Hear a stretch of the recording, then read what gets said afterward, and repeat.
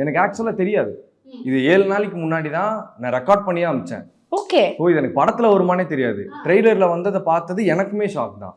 Okay. இது எப்படி நடந்ததுன்னு சொல்றேன்.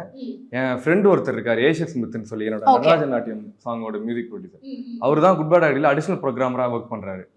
ஸோ நான் வேற பாட்டை பத்தி கேட்கும்போது அவர் சொல்லுவாரு, ஜிபியூ வேலை டைட்டா போயிட்டு இருக்கு தர, நான் கொஞ்சம் பண்ணி அனுப்புறேன் அப்படிலாம். இப்போ சும்மா கேட்போம்ல தலை, ஏதாச்சும் சைட்ல இருந்து ஏகே அது மாதிரி கத்துற மாதிரிலாம் ஏதாவது சொல்லியா நான் ஏதாச்சும் சவுண்ட் பண்றேன், பேரும் வேணா யாருக்கும் தெரியவும் வேணாம், எனக்கு ஒரு சந்தோஷம் இருக்கும்ல, தலை படத்துல அந்த வாய்ஸ் வந்துச்சு.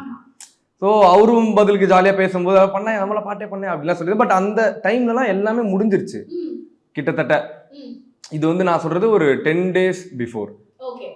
அப்போ வந்து அந்த மாதிரி பேசிலாம் வச்சதுக்கப்புறம் நான் வந்து சிலிண்டர் வாங்க போயிட்டு இருந்தேன் காலியா.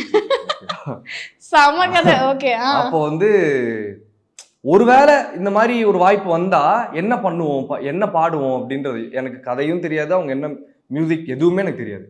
நான் ரேண்டமா ஒரு வாய்ஸ் நோட் ஒன்று ரெக்கார்ட் பண்ணேன், இந்த மாதிரி பண்ணா இப்படி இருக்கும் அப்படின்னு சொல்லி. அதை நான் அப்படியே அவருக்கு சென்ட் பண்ணேன்.